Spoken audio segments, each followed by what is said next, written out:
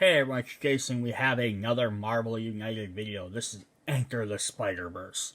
So we're going to get good old Peter Parker Spider-Man, Miles Morales Spider-Man, and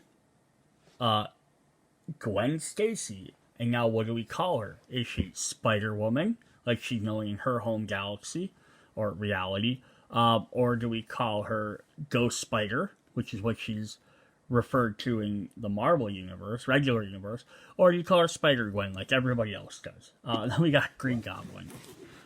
Yeah, they kind of butchered that by having her just always be referred to Spider-Gwen, and they didn't really push the rest of it. Alright, so like all my other unboxing videos, you see them, requires the base game, get new locations, you get your new characters, your new villains, special little, extra little effect, little game mode, which is always really cool. This also has a Kickstarter exclusive character, Spider-Ham, which is why it's not pictured on the front. So just remember, if you buy this, you will not get Spider-Ham if you buy this retail. Check the back of the box. If it shows Spider-Ham, you get Spider-Ham. If he's not shown on the box, you probably won't get him. But like all the other games, you can mix and match these. So now you can have, your fantasy of, you have your all-female team of, Wasp, Ghost Spider, Black Widow, Valkyrie, fight off against Proxima Midnight. You can have your Spidey team up with Iron Man and Doctor Strange and fight off against, Thanos, if you want. Definitely lots of compatibility. Let's see what cool things we got in here. So we get our big old rule sheet here. Just explain stuff. Little blurb here explaining all the story about the characters. I haven't really ever read through any of them. Welcome to Spider-Verse. The only thing I still hate, though, is Miles Morales. I get these Spider-Man in the Ultimate Universe. And when you finally brought him over, I kind of wish they would have done like they did with Spider-Woman. Spider-Gwen. They finally called her Ghost Spider. I wish they would give Miles a different name other than Spider-Man. Because obviously Peter Parker isn't going anywhere. And it's just always confusing to like refer to him. Because they're like, oh, here's Spider-Man. Here's Ghost Spider. And here's Miles Morales. Just sort of weird. Wish they just give him a different name. Like, even if they call him like, I know it's not maybe appropriate or ever, but it's like, oh, he's Black Spider, or something like that. Just because it would be the sake of ease for trying to remember which character's who. Because you don't refer to regular Spider-Man as Peter Parker. Which is also why Spider-Gwen, which is what she gets referred to, unfortunately, but even Ghost Spider, she changed it to Ghost Spider instead of Spider-Woman, which is what she was called in her reality. When Spider-Man, she was Spider-Woman. Alright, anywho. Special set. Note the Green Goblin has a special set instructions displayed on the back of his dashboard. Ooh, that sounds interesting. Alright, then we have Secret Identity Challenge. This is the special little extra mode in this set. The Secret Identity Challenge can be added to any game, not just when sporting the Spider-Verse. Which is all the different challenges you can use in every game, which is really cool. I don't know if I mix any of them. Might end up being way too hard. But it could be interesting. This challenge places journalist tokens on some locations.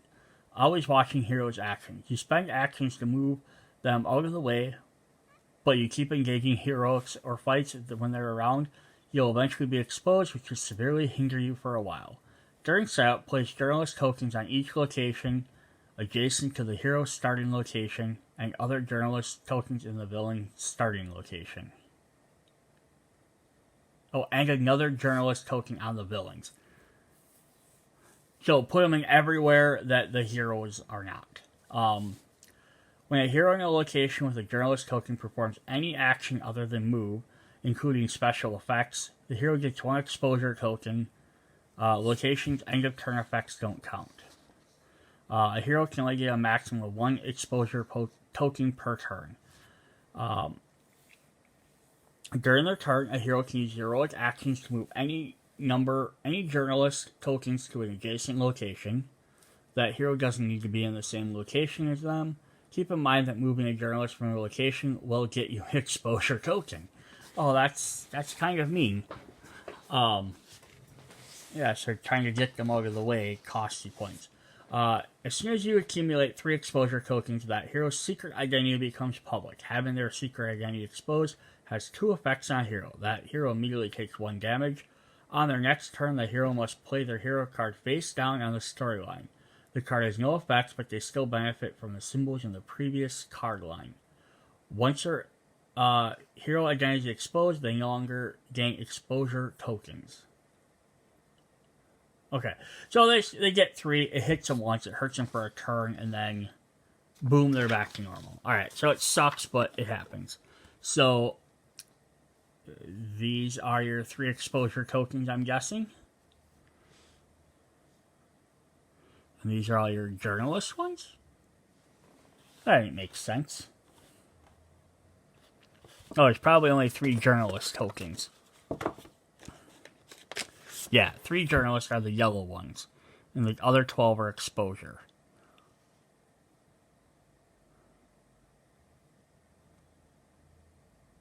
Okay, so if there's 6 locations, 3 of them are always going to have tokens on them.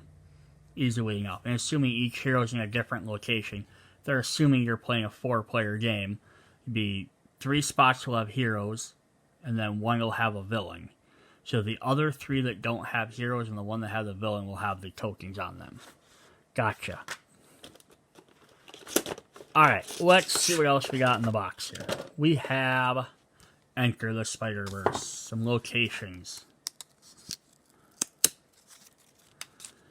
The double and famous Brooklyn Bridge, because it's where Gwen Stacy fell from Peter Parker, from the regular verse, but it's also...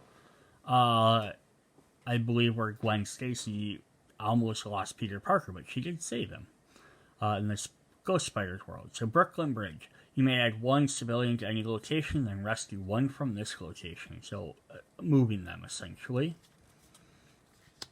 The Daily Bugle. Parker. That's awesome.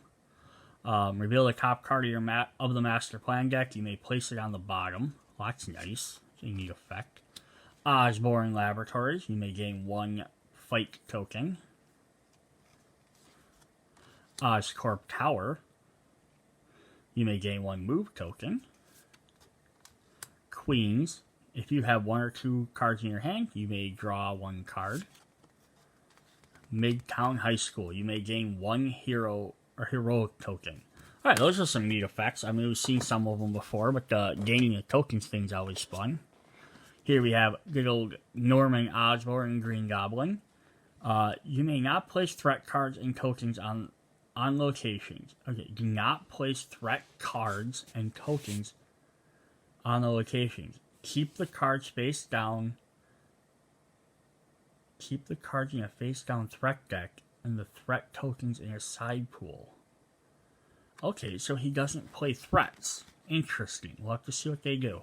Special rule, when a threat is cleared, shuffle it into the deck and add a threat token from the pool to the mission card.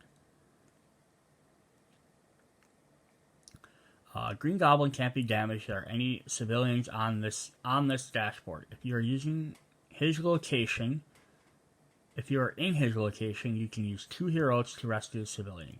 Bam. Deal 1 damage to each hero in Green Goblin's location. Draw a threat and place it in the next location clockwise without a threat. Okay, so he doesn't start with them, but he bams, they slowly come on. And then when they clear them off, add a threat token to the pool, from the pool to a mission card.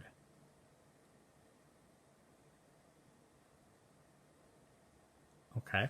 I'm getting confused on some of these. Oh, the mission cards are the endlings. Never mind. If 1 or more hero or civilian or thug tokens can't be added, draw a threat card and place it on the next threat counterclockwise. So his threats build up over time versus starting there. So that's interesting. Because it'll be harder to beat stuff if there's no threats out, you can't you can't fight him, and you can't clear off civilians or thugs if there's nothing there. So you have to either wait till he gets a bam, or he overflows. Heroes lose when all the locations have a threat card. Oh, so you're on a time limit there too. Okay, that is interesting. That was not worded badly. My brain is just tired. I've been doing videos all day. Which is why my throat's a little hoarse. Oh, come on, cards, open.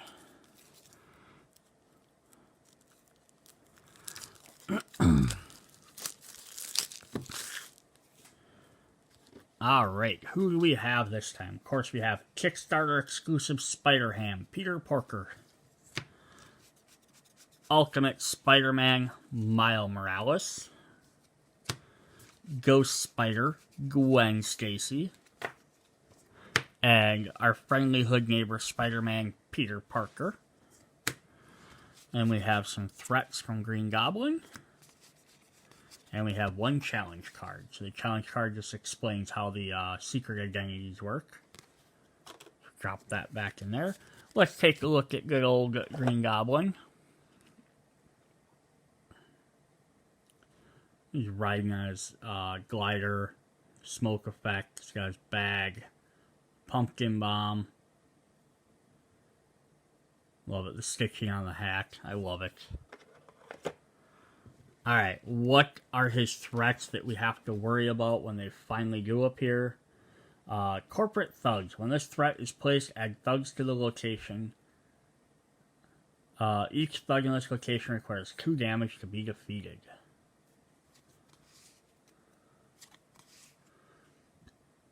I just thought about fighting him in this area. You can get to them end-of-turn locations right away and gain some extra early bonuses. Using civilians as shields. Green Goblin cannot take any damage as long as there are any civilians in this location. It's awesome. We're going to get some villains. I love henchmen, guys. Electro. Deal 1 damage to each hero in both adjacent locations.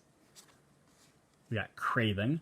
Move this threat to the next clockwise location without any heroes, and then no threat, if possible. Deal 1 damage to each hero in that location. And we got the Lizard. Deal 2 damage amongst heroes in the location. Heroes choose how to split the damage. Awesome. Alright, so we got some Green Goblins. Bam. 1, 2s, 3s, 4s, 5s. Alright, what's his special abilities? The Goblin formula.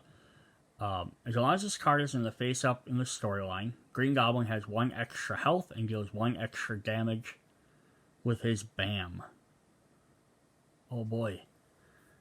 As long as it's face down, there's generally any way to remove stuff. So he's got this removes him 0, this removes him 3. He's got Kidnap. If there are any civilians in Green Goblin's location, take 1 and place it on his dashboard, and that's a 1 and a 2. Awesome. There's Green Goblin for you. Alright. Up first, we have a brick wall. We have Spider-Man hanging off a brick wall. It's definitely a cool pose. The pipe. I think the original pose they had for him, people did not like at all, so they remade this as a cool pose. I think his original pose was more like this card. Just usually try how to do it, where he was kind of like leaning forward, and it just looked really awkward. Alright, so that's Spider-Man with the old Spidey symbol. Move and heroic. Move heroic. Attack. I'm guessing he's going to probably have a lot of movement. Movement. A double attack. Attack and punch. Double heroic. Wild. Wilds. Web slinging. Move. Gain 2 move tokens. Awesome. He's got different abilities. Great power. Does 3 attack for each thug defeated with this special effect. Gain 1 heroic token. Oh boy. Then great responsibility. Rescue up to 3 civilians in a location. For each civilian rescue with the special effect, gain 1 punch token. Oh boy, yeah, Spidey rules. Those are some really cool effects. Alright. Who we got up next? We have Ghost Spider. Dun, dun, dun. She's kind of neat. There's not much going on with her costume. So there's not a lot of extra little detail under the arm there, which is really neat. I was trying to see. I can't tell looking at my camera. But yeah, yep, she's got her ballet slippers on. Plus, even inside the hood, I can't really see with my camera because it sucks. There, you can kind of see she's got the little webbing netting inside the camera or inside her hood. Oh, geez. I would love to paint things, but that would suck to paint. Alright, she's got pink cards. She's got some movement and punch, heroic, move heroic, move heroics, moving heroics, bunch of heroics. She's a hero, some wilds, and web dancer. There's her little shoes right there. You cannot take any damage until the beginning of your next turn.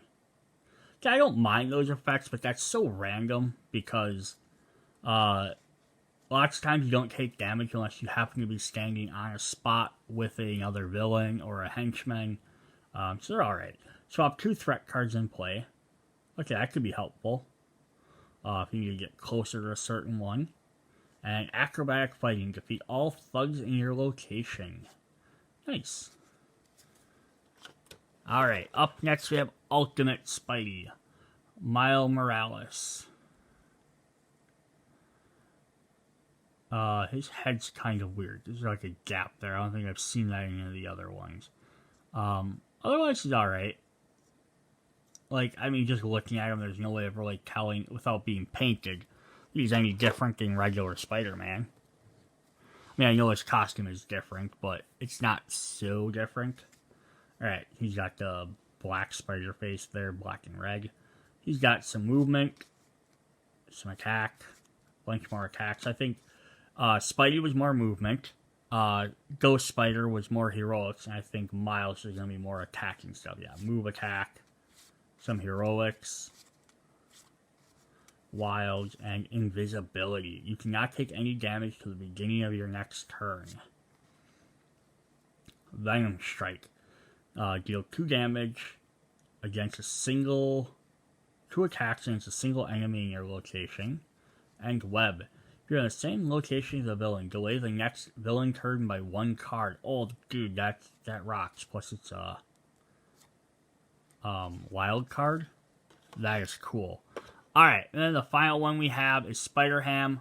Just a reminder again. Good old Peter Parker here is a Kickstarter exclusive character. So unless your box shows a picture of him, you maybe get it at like a hobby store or something, he will not be available for you. What Spider-Ham do? Spider's a little spider nostril. Love it. He's got some movement. Movement punch. Move punch. Just a punch. So he's a lot heavier attacker than the other guys. Some heroics. Some wild. Not really heroic. Toonie Essence. Until the beginning of your turn, you cannot be forced to discard your last card. Interesting. Toonie Web. If you end your turn in the villain's location, negate the villain's movement. That's different. And Toonie Weapon. Punch in any location. Oh, that's cool. Alright, you got some odd effects, which makes sense for Spider-Ham. Alright, well that was our Spider-Man set. The extra little challenge tokens make the game neat.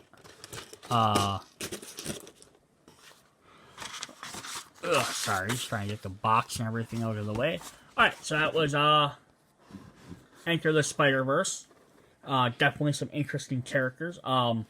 Probably my favorite part about this, 2 things about this so far, is I liked that all the characters had different special abilities. I went through a couple other expansions so far. Lots of the characters have the same ability over and over, which is okay. I don't mind it. I always like the ones where it's the same overall ability, but the bottom thing changes, because that at least gives you a little bit different feel. But it's kind of neat that when they have different abilities, it just makes them a little bit more unique. Plus, the Green Goblin has an interesting mechanic as a thing. So instead of it just kind of being like, I need to defeat X number of things, or I'm going to get extra thugs or extra civilians, is he just has to put threats out, and you have to try and manage taking them out as quick as you can. But since he starts with none in play, you get some early advantages with him. which could be really cool. So that's Spider-Verse. See you guys later. Bye.